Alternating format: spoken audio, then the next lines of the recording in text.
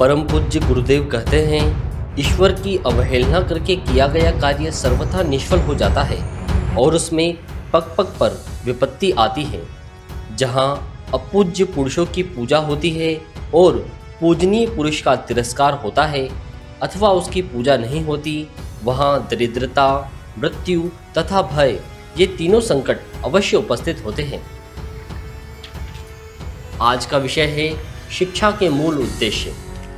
अपने अंतर्मन में हम अनेक ऐसी संभावनाओं को लिए हैं जिनका यदि जागरण हो सके तो मनुष्य के प्रसुप्त देवत्व को उभरने एवं उससे चमत्कारिक परिणतियों के उपस्थित होते देर नहीं लगती। मनुष्य का सोया वैभव इतना ही है कि उसने अपनी मानसिक शक्तियों को नहीं पहचाना तथा यह नहीं जाना कि किस प्रयोजन के लिए उसे असंख्य अगणित विभूतियों से अलंकृत किया गया है। हम यह जान सके कि हमारे अंतःकरण में किस विशाल सरोवर का बीज पड़ा है, कितनी महान संपदा के हम अधिकारी हैं, कितने वैभव से परिपूर्ण प्रकृति ने हमें बना के भेजा है, तो ही यह संभव है कि उस शक्ति को नव उत्सर्ग की यात्रा का सौभाग्य मिले। शक्ति प्रत्येक में है, इसे नकारा नहीं जा सकता। जो लोग ऐसा कहते हैं कि कुछ बच्चे विशेष रूप से प्रतिभाशाली होते हैं तो कुछ अपनी क्षमताओं को सही दिशा देने में असमर्थ, उन्हें यह समझना चाहिए कि सत्य कभी मिटता नहीं और वहीं सत्य जो एक मनुष्य में विलक्षण प्रतिभा के रूप में प्रस्फुटित होता है, वहीं अन्यों में भी उसी प्रकार घटित एवं आप्लावित होता है। हम मन की असीम शक्ति सामर्थ्य से परिचित हो यह देखें कि कैसे महान सौभाग्य का अधिकारी बना जा सकता है। हमारे जीवन की एक ही कमी है कि हम अपनी आत्म संपद को उजागर करना नहीं जानते। यह नहीं देखते कि कैसे सोया अंतःकरण यदि जाग जाए तो उससे कितने सच्चे एवं सोउद्देश्य प्रयोजनों की परिणतियां प्राप्त की जा सकती हैं। हमें विषयों से अलग होकर अपने को देखना सीखना होगा।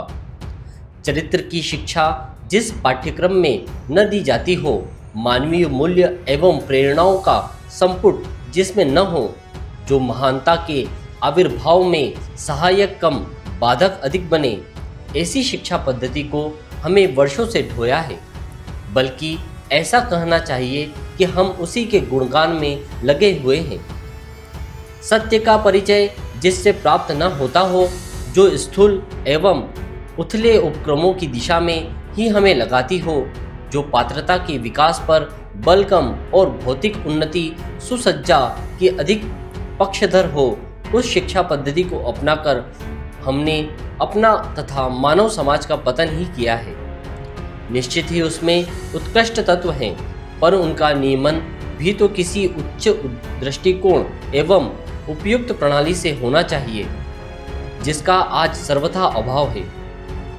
आज हम गली मोहल्लों में निकलते हैं, कुछ दृश्य हमारे सम्मुख उपस्थित होते हैं तो क्या दिखता है?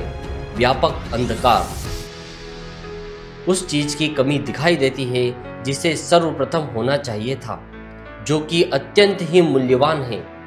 राष्ट्र की बात तो छोड़ दीजिए, अपने निकटवर्ती स्थानों में ही विद्या की कमी एवं अंधचलन का आदित्य दिखाई देता है।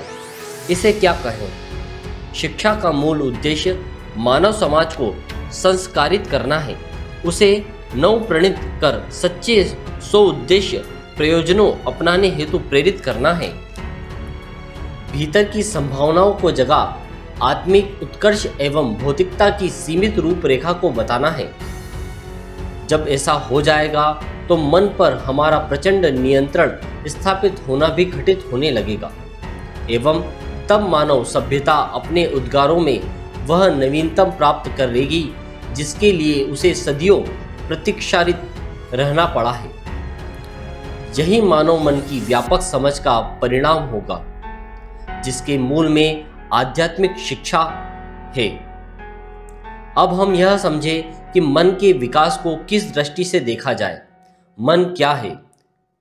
पूर्ववत स्मृतियों एवं उत्प्रेरणाओं का संग्रह, भौतिक जगत के क्रियाकृत्यों एवं अनेकों अनेक प्रयोजनों की स्मृति, जिसका कोई सशक्त आधार तभी मिलता है जबकि सत्य से परिचय उसे कराया जाए।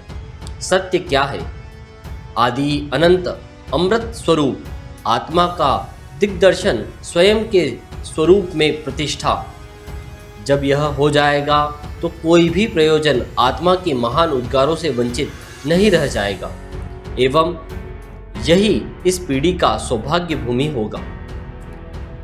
हम यह समझे कि आत्मिक सत्य की प्राप्ति हेतु ही हमें यह जीवन मिला है, फिर इसे किस दृष्टि से देखा जाए, यह समझना आवश्यक है कि मन में छिपी शक्तियों को जगाने में कोई बाह्य प्रयोजन काम नहीं आता है।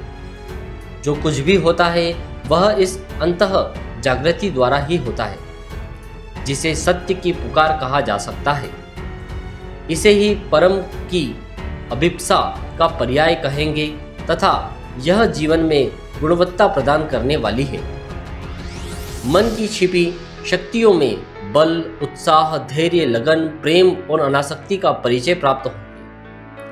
हम यह समझे कि इस मन को कैसे विकसित किया जाए, सौंदर्य से इसे कैसे आप्लावित बनाया जाए तथा जीवन की धन्यता की दिशा में कैसे बढ़ा जाए। जब ऐसा हो जाएगा तो एक व्यापक परिवर्तन चित्त में, मानव समाज एवं उसकी क्रिया प्रणालियों में तथा उत्साह अमंग से अभिपूरित प्रत्येक हृदय में होगा। जब यह आलोक बिखरेगा तो कोई भी इस घटना से अपरिचित नहीं रह जाएगा, जिसे कि सत्य का श्री गणेश एवं मानव मन की केंद्रीय संभावनाओं का उद्घाटन कहा जा सके। जय मां गायत्री। ओम भूर्भुवस्वः तत्सवितुर्वरेण्यं भर्गो देवस्य धीमहि धियो यो नः प्रचोदयात्।